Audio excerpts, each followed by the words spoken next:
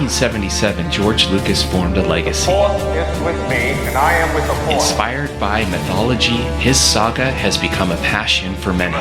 Feel the Force around you. His legend has become our story. It's true. All of it. One of resistance. We are the spark that'll light the fire that'll burn the First Order down. Rebellion.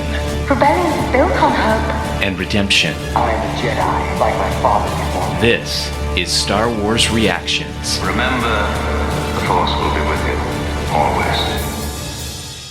Hello, everybody, and welcome to Star Wars Reactions. Happy 2023. I hope everybody had a safe and happy new year. I hope y'all are doing well. My name is Aaron Harris. I am one half of your hosting team, and I am the half that's here this week. I am flying solo in the new year. Unfortunately, I do bring some sad news. David is not with us this week. He is with his family. Unfortunately, he is, as we've always said on the show, we put our family first in all things. And of course, since we are family men, and fortunately his mother is not well, and he is at her home taking care of her with his family. And we wish him the best up there. He wanted me to let y'all know he is bummed not to be here, but he is excited that we have reached 100 episodes of Star Wars Reactions. That's right. This is episode 100. Cue the fireworks, cue the music, cue everything. Episode 100. 100 episodios de Star Wars Reactions. Yes, I just went Spanish on you. Enjoy it. But yeah, we wish David and his family well up there. We got him in our minds, our thoughts, and our prayers.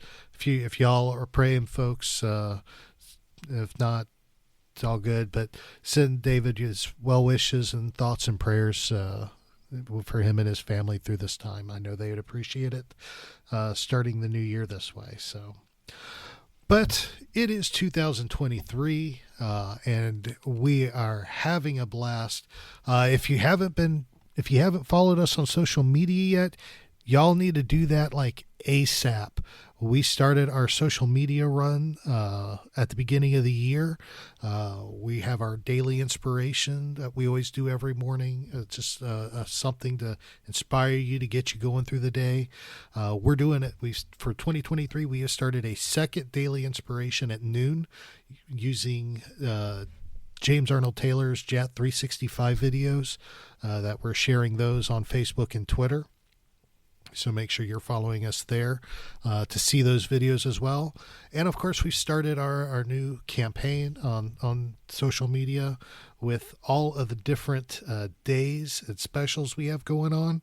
You don't want to miss those. We started off this week with all of our new events, like our Concept Art Mondays, of course, the return of Trading Card Tuesdays, Who's Who Wednesdays, Trooper Thursdays, Featured Episode Friday, and of course our Ships of the Saga Saturdays, all on Facebook, Twitter, Instagram, and of course Pinterest as well.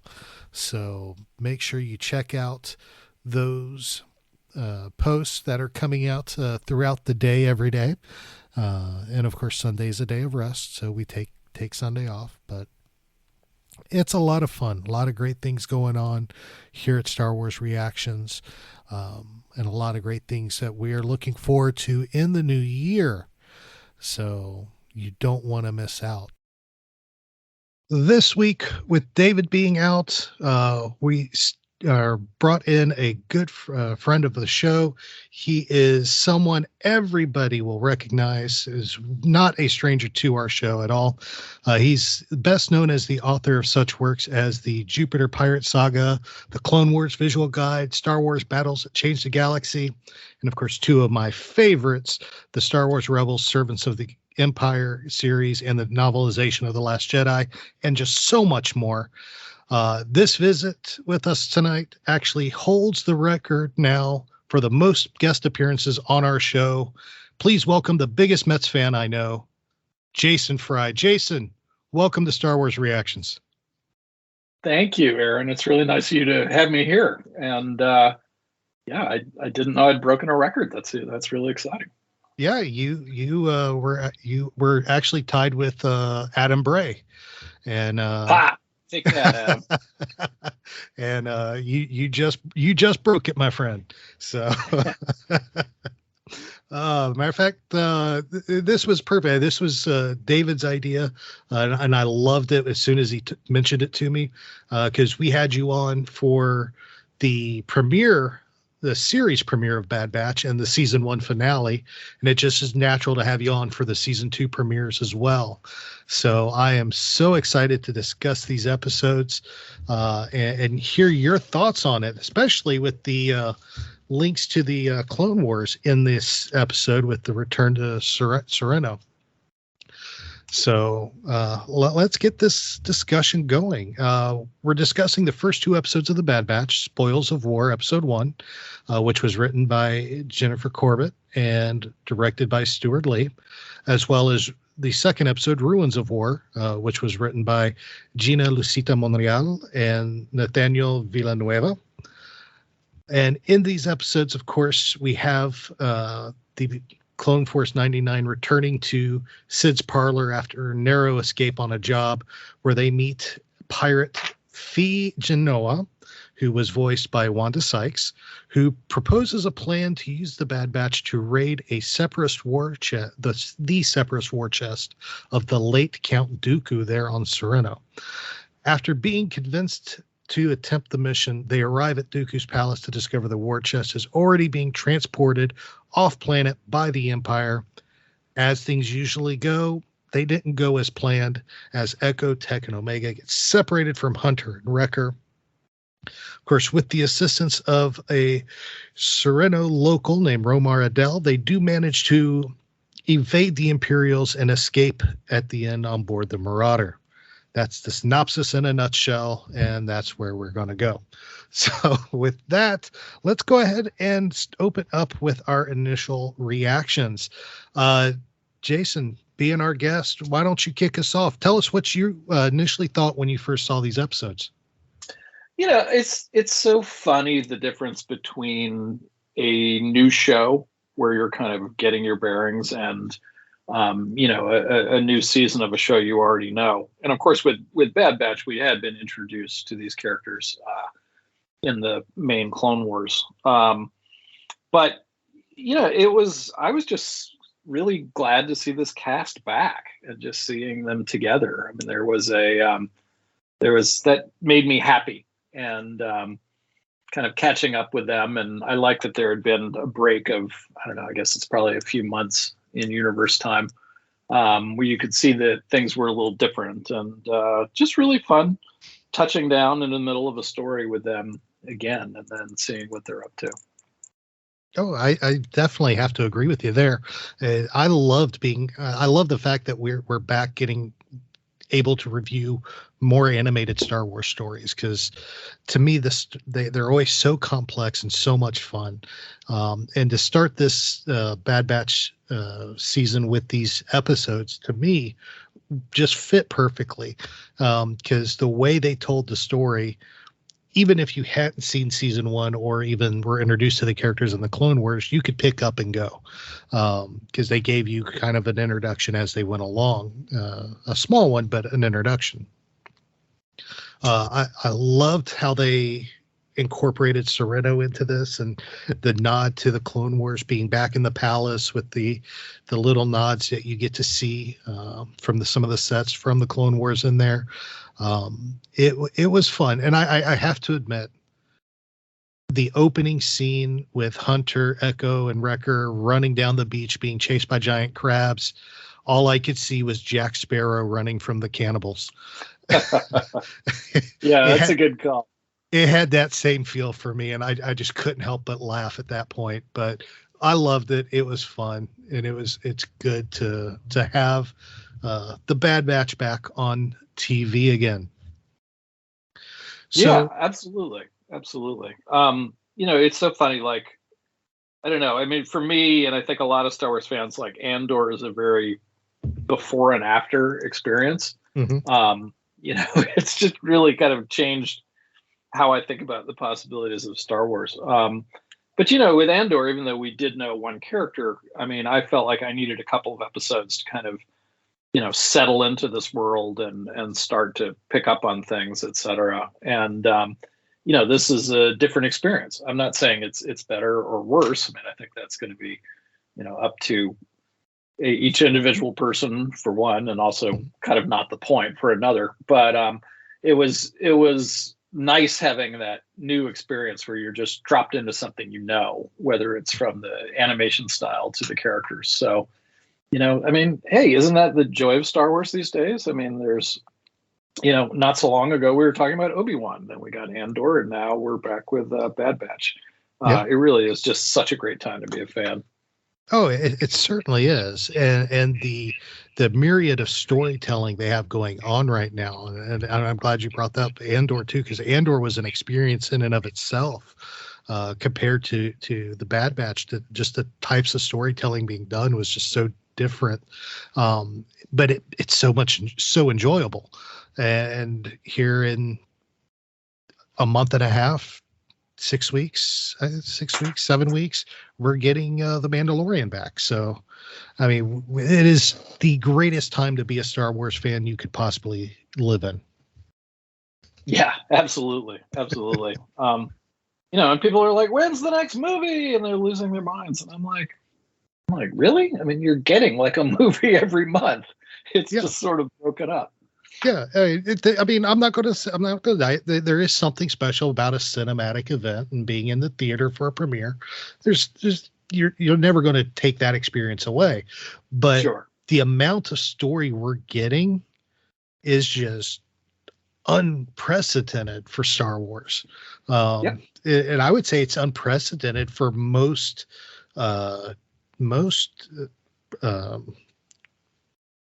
I just blanked on the word, but for most groups, I mean, except for like Marvel, which has a whole plethora of stories going on, but Star Wars has never seen anything like this in its since '77 when it was started. I mean, there's never been this much content to consume, with constantly more content coming out, and it's such high quality content too. It's so good, and they're making so many different stories coming in from so many different directions. If you don't have to like it all, but there's going to be something for you to enjoy. Yeah, I'm glad you brought that up, because I think that's something we're all still getting used to. I think if you're a fan of a certain age, and this isn't just super old fans like me, I think it by now applies to a lot of fans, that there's something getting used to the fact that, there's Star Wars every 6 weeks or so. And, if something isn't for you or doesn't work for you, that's fine. There's going to be something else within a couple of months. And, but, growing up with a movie every 3 years and with just so much less, like everything, it's not that the stakes were higher. That's the wrong way to think about it. But there was so much buildup and, and such a to-do around it all that, I don't know, as a fan, it's still really interesting to me to see something and either, love it and realize, oh, and that means I get the next one like in a week, not in 3 years. Or sometimes, honestly, to not love something and be like, that's okay. It's just a small part of the storytelling. Oh, yeah, and that's why it's so great to be a Star Wars fan today. It's just it's as good as you can get right now. It doesn't get much better than this for anybody. So and there's always going to be a story coming out, and no matter what, between the comics, the books, the TV shows, it's all there. It's all there to consume. So try it. Don't like it, move on. is my opinion. So, but it's been fun. It's been fun. And Bad Batch was a fun premiere today, or actually yesterday, when it premiered on January 4th. So let's take a look at these episodes real quick. We got introduced to a brand new character in this episode. Actually, a couple new characters, but the first new one that really got the mission, the plot of these two episodes rolling, was Fee Genoa, who was voiced by Wanda Sykes. She was introduced to us by Sid from Sid's Parlor. Of course, you remember Sid from season 1, who was kind of their booking agent, you could say, when it comes to all these jobs that are going on. And of course, she's introduced to us as a pirate. So I'm assuming kind of along the, oh man, I'm blanking on everybody's name. Where is kind David? Of the Hondo and Naka spectrum. Yeah, Hondo and Naka Yeah, specter. Yeah. See, normally I have Dave to back me up and remember all my names, but I just am blanking today. Anywho, we miss you, David. Anywho, she introduces him to this mission and proposes this plan with Sid to raid the war chest, which is basically the money and the wealth of Count Dooku, which is there in his palace on Sereno, which is being taken away and absorbed by the Empire. And of course, they're made to believe that, of course, just even one chest would be 10 times what they've done in their whole career with Sid. And it would be enough for them to blend in and hide forever and get away if they want to.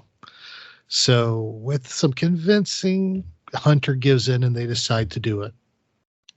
But Fee Genoa, we only saw her for a few moments on screen, and which was kind of surprising. I figured we'd see more of her in the episode, but maybe somebody will see later on in the season. What were your first impressions when she made her appearance there in Sid's Parlor? I mean, we don't really know anything about the character. I mean, it's we've really only had a glimpse. I just thought it was a lot of fun to have Wanda Sykes in Star Wars. That was something that hadn't occurred to me. And just, my goodness, Star Wars has to have such a great advantage in these things because, who in the world is not a Star Wars fan? So if you're, asking them to do something, it seems like odds are it'll work out. But yeah, that's a lot of fun. And, as always, just, basically with the voice actor and a little visual language, like you already had a sense of the character. Like, they come in and she has her feet up on Sid's desk. It's a nice touch that, tells you something about their relationship and her attitude right away. So yeah, curious to see where that character goes. Yeah, I definitely am too. Is interesting character and especially with the pirate aspect to it. Pirates in Star Wars, especially since we got Hondo, has always been very, very entertaining to see. And I'm kind of hoping we see some good storylines with Fee going forward. And of course, you brought up the fact that it was awesome to see Wanda Sykes in the series as well, which it was, which actually brings us to the next new character we got, which was Romar Adele, the survivor there on Serrano, who is actually voiced by also another well-known Hollywood actor, Hector Elizondo.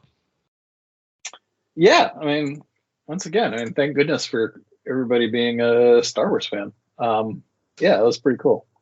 Yeah, it was fun to have him. I enjoyed him. I've seen a lot of his stuff, a lot of his movies that he's been a part of. He's done a lot with Julia Roberts with Pretty Woman, Runaway Bride. Of course, he's done some sitcoms too. Last Man Standing with Tim Allen. He was hilarious in that. So he's got a wide range, and he fit right into Star Wars with this character as well. And actually was actually a very engaging character for me. I really enjoyed seeing him kind of try to keep a low profile at first, and stepping up and helping there at the end.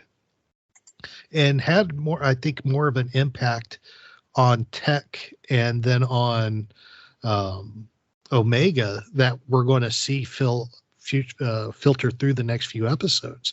I mean, he shared the story of Serrano and how the money that they were trying to get was actually Dooku not just stealing from other planets. It was him basically bleeding his planet dry to fund everything. And then, of course, he gives Omega that kaleidoscope because he saw in her the innocence of a child. Then, of course, is able to communicate with Tech that, Serrano is more than just a separatist planet. It was a planet before the Separatist Alliance. And Tech even says that's something I never really thought of before. And it begins to just open their eyes to more beyond what they have known to that date. And I think that's going to play a big story on Tech, really. And I wanted to get your thoughts on that because Tech helps him fix that memory core. And that's when they have that discussion about Serrano and its history. And you see Tech almost like a little bit of a light bulb go off on Tech, where he's like, I never really thought about before the Alliance, before the Separatists, because their whole existence was built to take care of the Separatists. What were your thoughts on the character, but also on his interactions with Omega and Tech there?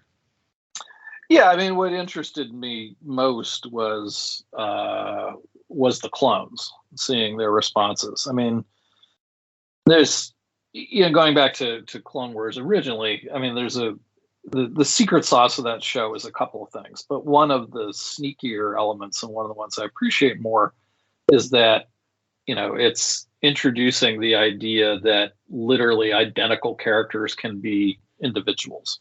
And that was true with the unaltered clones from the army. We see that multiple times in Clone Wars, and it's really a pretty neat, pretty uplifting point actually, in insisting that even people who are genetically the same and raised in the same conditions for emission that's frankly kind of dehumanizing. I mean, they're kind of literal cannon fodder. I mean, that they're individuals and they can have desires and doubts and grow and change. And so, yeah, I mean, it's neat to see that with all these characters. With Tech, I mean, he knows a lot of things, but has he thought about the context? Has he thought about, the emotional weight? Obviously you see that's new for him. Omega's a little bit easier progression because she is still a kid. I mean, she has a lot to learn and know, but the kaleidoscope is such a nice touch because it reminds us that, yes, she's a deadly shot with the electro bow, but she is still a child. And, a child who's never seen a kaleidoscope too, which is another neat little touch. So yeah, I mean, that's the benefit of having known these characters and got to like them, is to see them pushed in new ways. Is you're there, you already like the characters, you enjoy what they are, and hopefully you're interested to see what they turn into. Very good. Excellent. Well said. So let's take a look real quick here. Shift paces here. We've talked about the characters and everything. Let's shift pace to the actual plot of the thing, which of course is this heist. They're going in to steal the war chest there.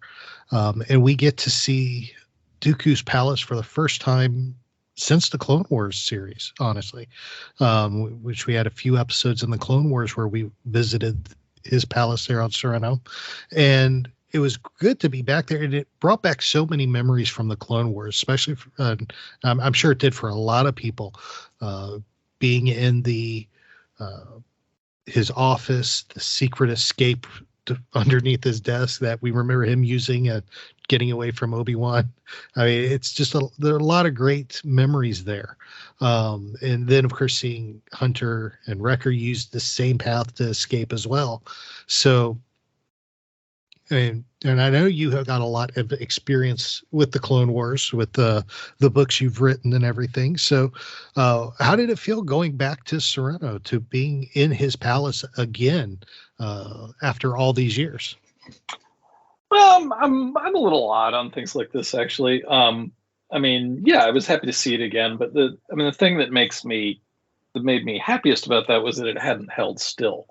The things are very logical there. Like, of course, there'd be a lot of money and war material there, and that would make it an imperial target. So, that's what that kind of moves me a lot more than a familiar locale is, watching things change in ways that make you look at something differently. But I just honestly love the new stuff.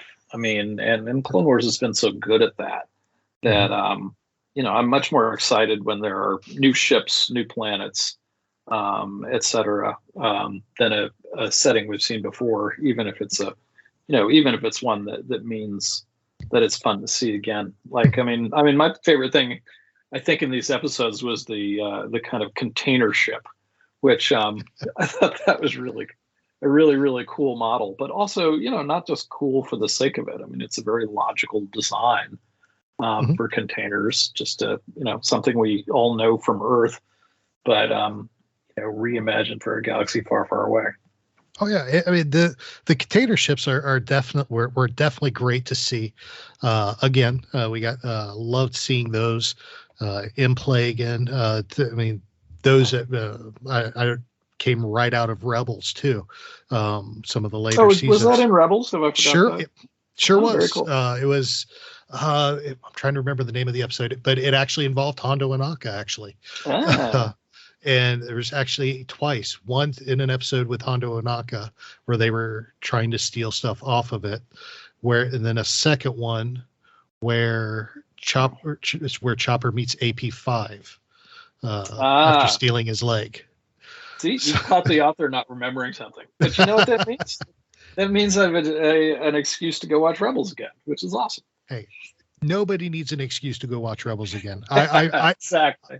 I literally just finished probably my 60th rewatch of the series.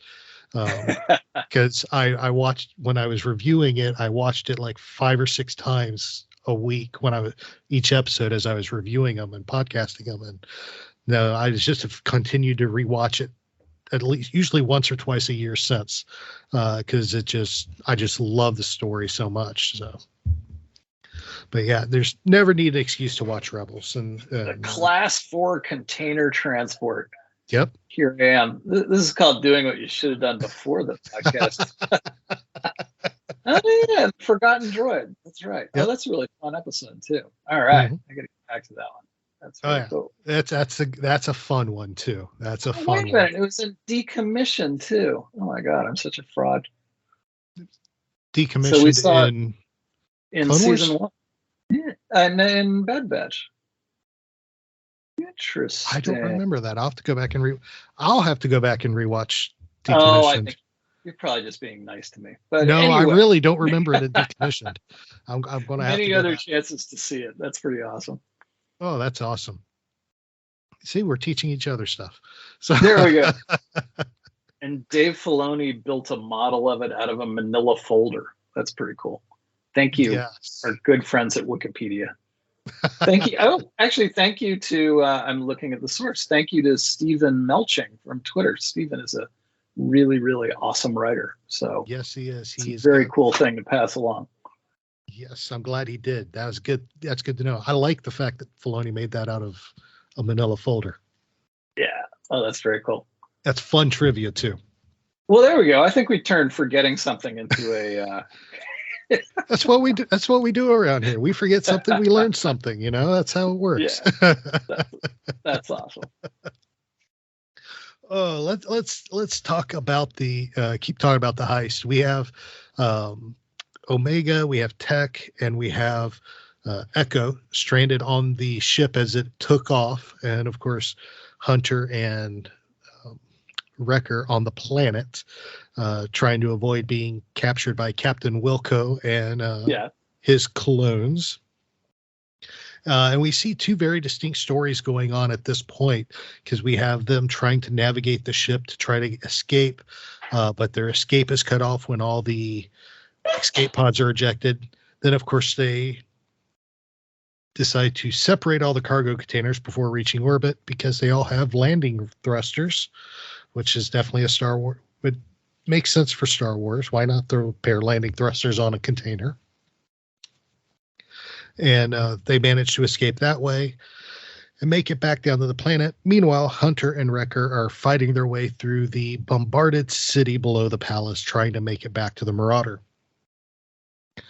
And to me, them trying to zigzag through the destroyed city was actually a lot of fun, because they're seeing stuff they haven't seen in a long time. They're seeing destroyed battle droids. They're seeing they tried to get a couple of separatist tanks going, and they wouldn't work, and they end up using a separatist cannon for Wrecker to carry and help them escape.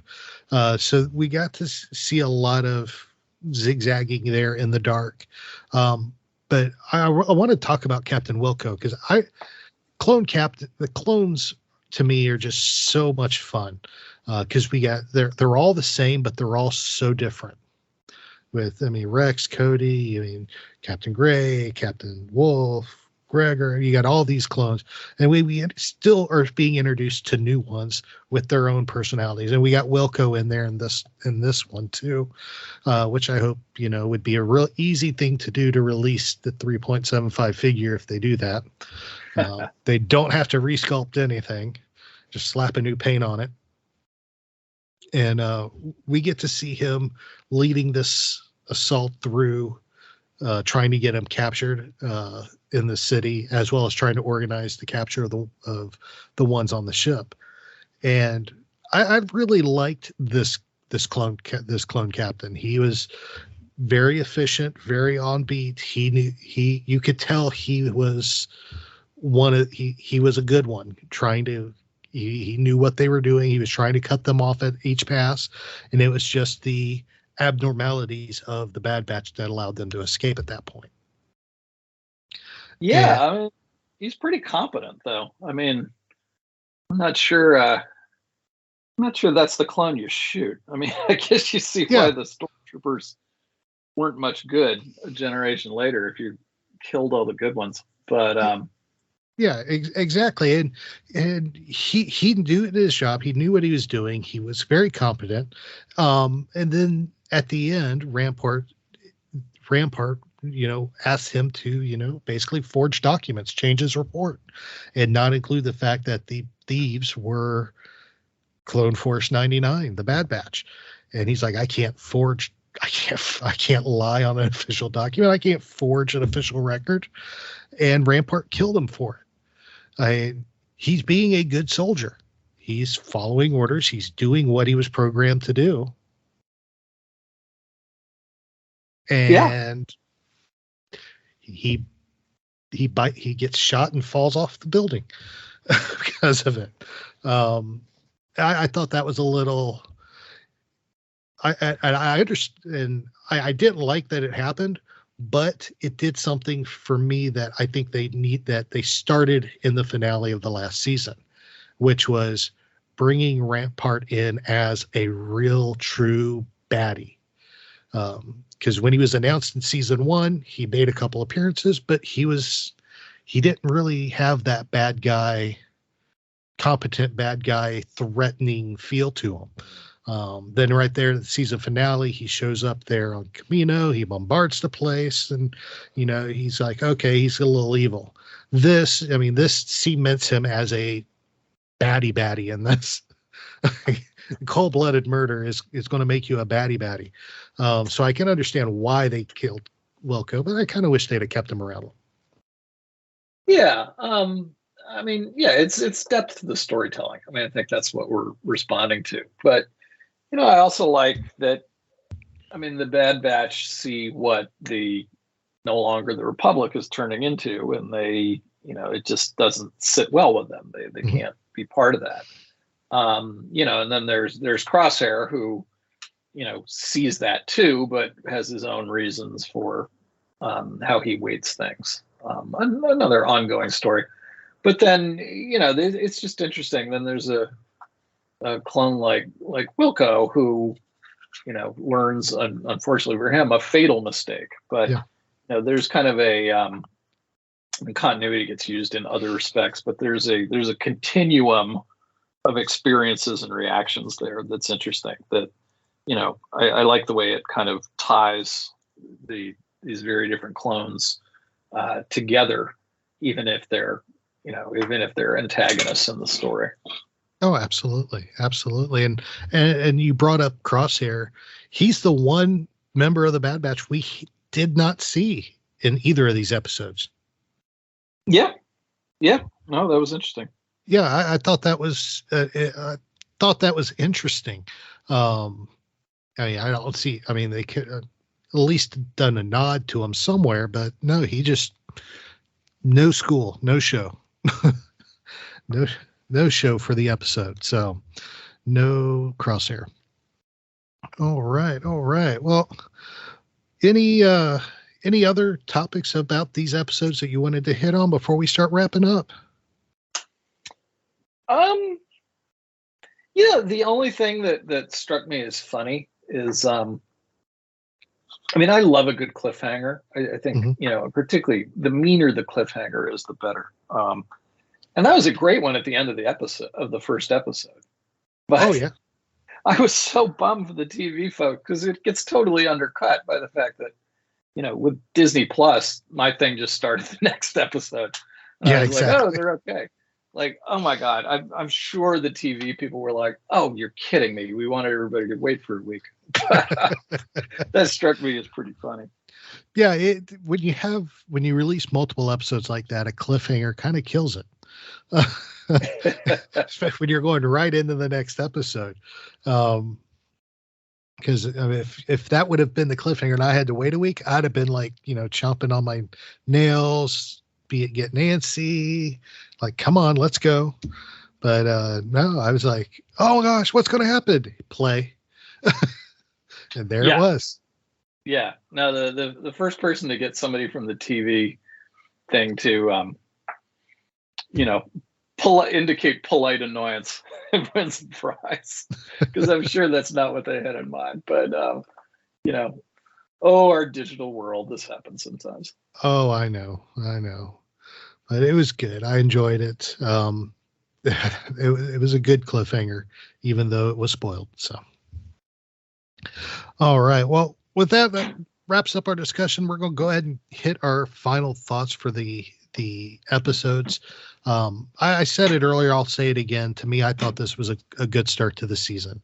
I love how they made it the 2 episodes. I love how they made it where you could just step right in without seeing any of the first season. I enjoyed the comedic elements. I enjoyed the action, but I loved the character growth. I loved how we saw some growth in Omega. We saw some growth in Tech. We saw some growth in Echo, and it was just some good growth in the characters that starts the season off. And the 2 new characters voiced by 2 awesome people. You can't get much better than that. This premiere just reminded me how much I enjoy watching the stories of these outcast clones. So, any final thoughts from you, Jason? I'm really glad the next episode is only a week away. Thank the Lord for that. Yes, a week away. So, all right. Well, with that closeout discussion, we're done with the Bad Batch.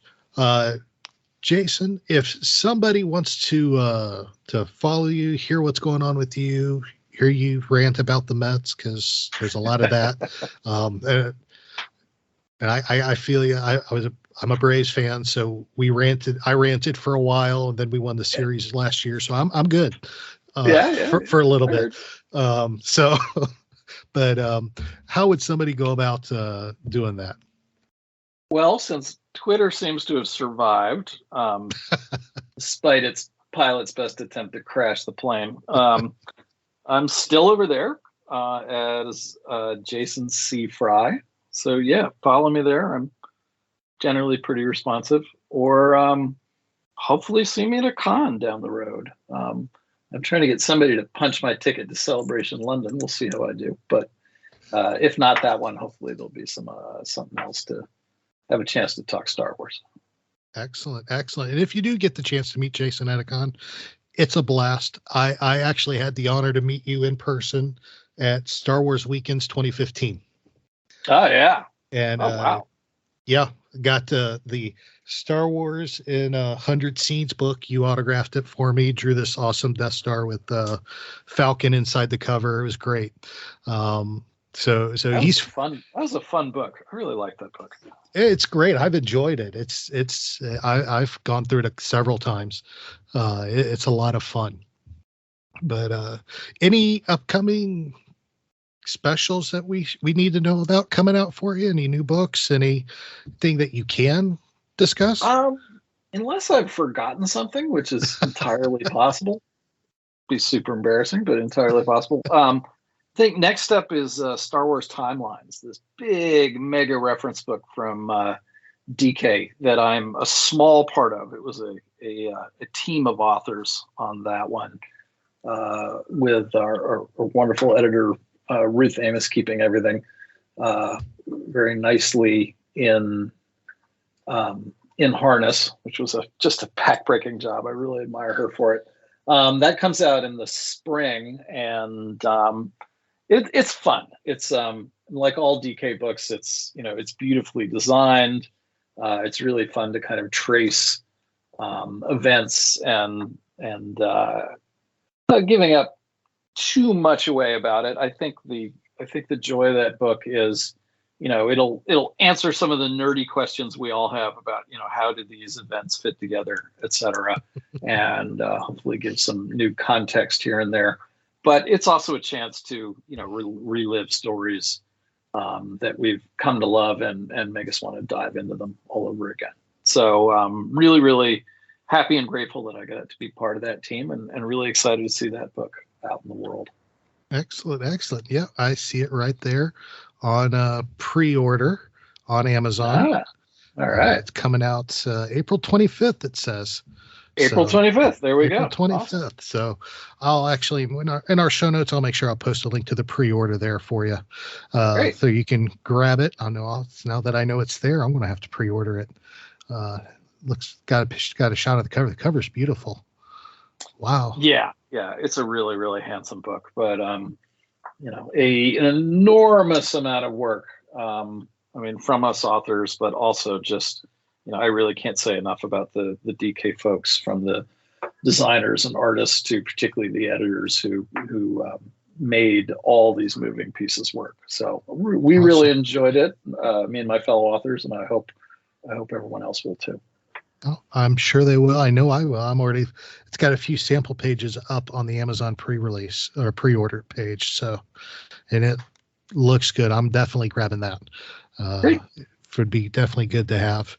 So perfect. And like I said, we'll have those links in the show notes for you. So we won't take up any more of your time. Jason, thank you. Thank you so much for joining us for the season premiere of The Bad Batch.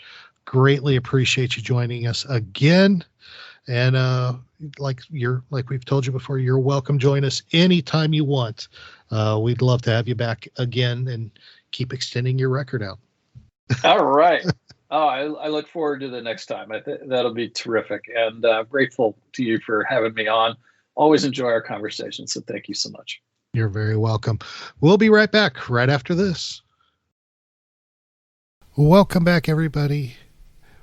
Thank you so much, Jason, again for joining us. Love having him on. He's awesome. So make sure you give him a follow. We'll have those links in the show notes. Remember to give us a follow on all of our social media pages. We are on Facebook and Twitter at SW Reactions Pod. We are on Pinterest and Instagram at SW Reactions. And of course, you can always email us, swreactions@gmail.com as well. We'd love to hear from you and hear what's going on. As for, of course, with David being out, we do not have a psychology corner this week. I am not the man to share a psychology corner. I'll leave that for David. We hope to have him back very, very soon. So to just keep them in their thoughts and prayers. So if you want to follow me on social media, I guess I should throw that out there as well. I am on Twitter at TAHarris121079.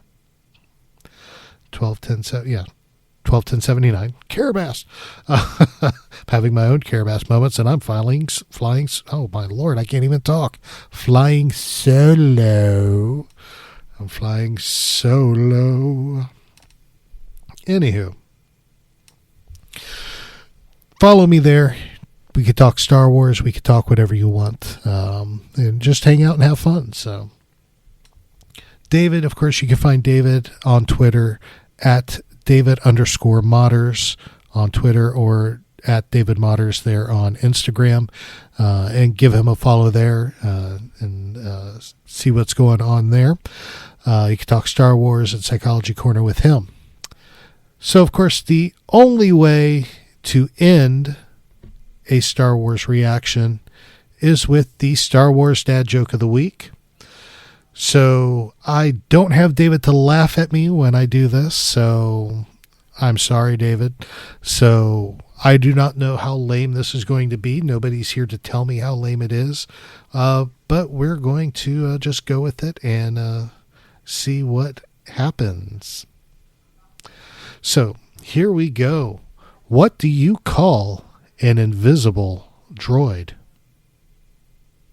What do you call an invisible droid? C-3PO. Get it? C-3PO? C-3PO? Man, I wish David was here. I miss you, brother. Carabas. All right. Well, this has been fun as always, myself. Everybody, take care of yourself this week. Be nice to somebody. Take care. Make the world a better place for everybody. A little bit of kindness goes a really long way. So make sure you spread it around. We love y'all. We're praying for y'all. Take care. Remember, this is your place for elegant discussion for a more civilized age.